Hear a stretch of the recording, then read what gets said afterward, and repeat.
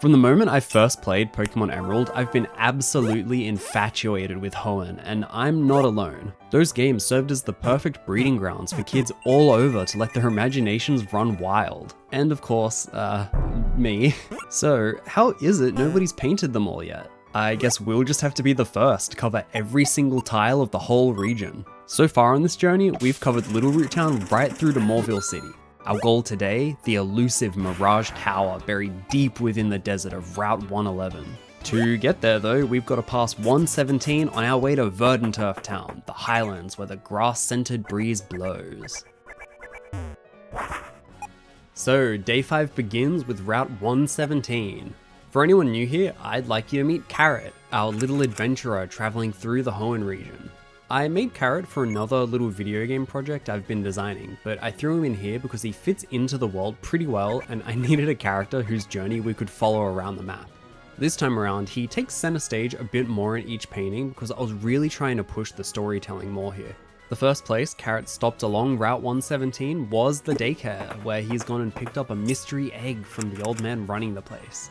I've got no idea what Pokemon lies inside yet, so you should all take guesses below, and when it finally hatches, another one of your suggestions will have made it in.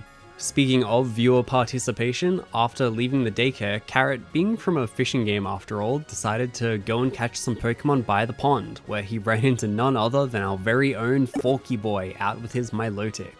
You'll see him in the time-lapse a little closer to the end, because I usually add characters last after the map is properly fleshed out. I love adding Pokemon and people that leave comments because when you add in all these tiny little extra storytelling details, it makes the world feel way more alive. The name tags above their heads too, like with Cameron over here, makes it feel like an MMO. God, I wish there was an official Pokemon MMO, that'd be the coolest thing ever. Come on Nintendo, you have all the power in the world to make everyone's dreams come true.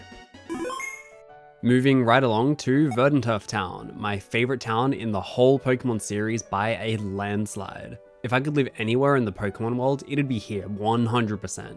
It's this nice quiet town tucked away up in the mountains, completely surrounded by trees and with just about the coolest backdrop you could ask for, Mount Chimney towering way above. Close enough that you can see it and get that nice sulfur smell, but far enough away that you're relatively safe from the fumes and the impending eruption. Not to mention how close you are to both Rossborough and Moreville City. Like, sure, it's a bit of a trek to get there through the caves and forests, but that just adds to the sense of adventure. With this one, I spent a long time on thumbnails. I just really wasn't sure what direction to go with it. It's my favorite town, so I wanted to make sure I did it justice. I knew that I wanted Mount Chimney to be visible, but it's hard to have that extreme of an angle looking up while still showing off the actual town. So I ended up going with this one because it'd give us this fun view of the town from above while we still get to see the volcano that Carrot's looking at. It's also fun because Carrot's technically not on the map here, meaning he had to hike up out of bounds to find this place. Let's be honest, I'm probably going to come back and paint this whole area again sometime anyway, just because I like the town so much, so it doesn't need to be perfect at all. With this one too, we've got a bunch more Pokemon to cross off from our decks, as well as another comment request. Slasko Sarasu, you and your Kecleon, welcome to the world of Pokemon.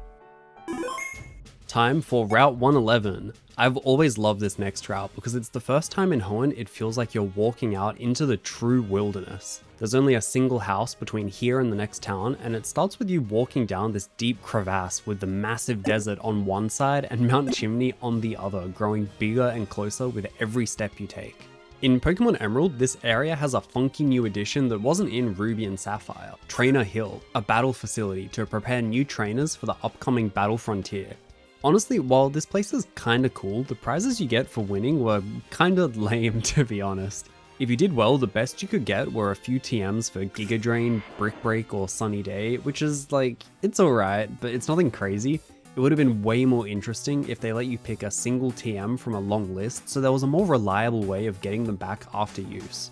Anyway, I thought it'd be fun to get a view here looking down from up on top of Trainer Hill. So Carrot's up there having just entered a battle with his Breloom. I always loved that on this route, after battling the Windstreet family, you can go inside and chat with them all.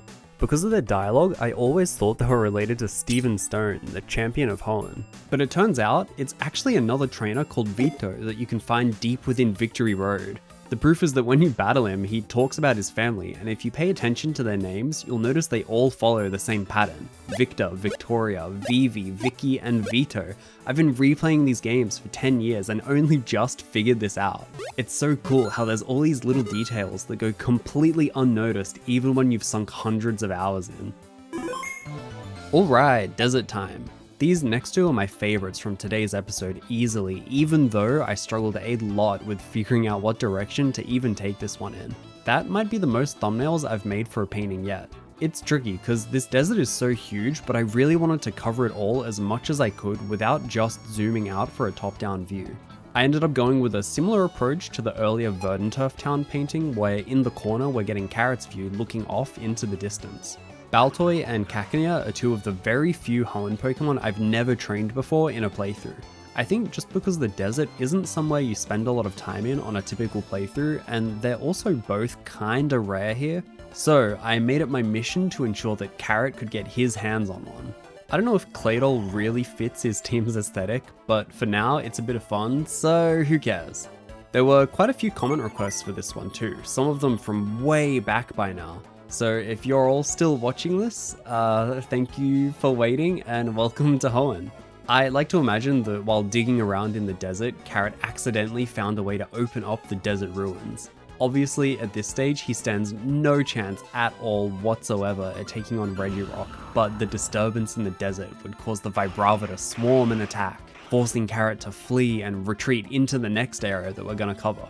Daydreaming and doing doodles for these different ideas really makes me want to make a Pokemon Adventures comic, so maybe that's another project to put on my ever-growing to-do list.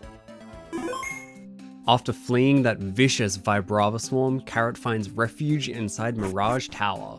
This one's pretty fun actually, because I was expecting it to be all yellows and reds since it's a mysterious tower made out of sand, but you can actually push it to be pretty green tinted and it works really well.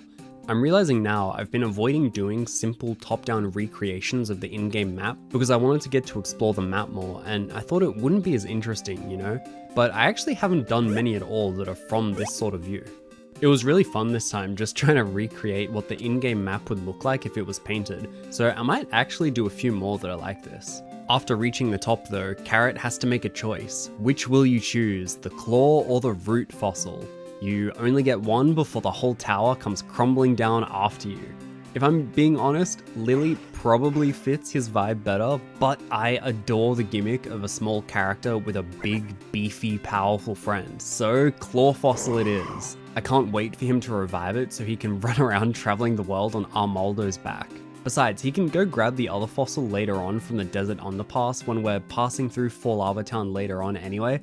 At the rate we're currently moving, probably that'll be in episode 7. So if you have any comment requests for that side of Hoenn, now's the time to get them in. The clock is ticking. And seeing as we're about 1/3 of the way through by now, the remaining map space is getting a little bit lower with every passing day. If you've made it this far, welcome to the sneak peek secret club section of the video, or something like that. I've thrown a bunch more wallpapers of these paintings up for download on my Patreon page. Again, totally for free, it's just an easy spot to make them available. There's also a bunch of the project files for these paintings, the animations I've made and used in these videos, so if you're interested, they're all sitting over there. Bye bye!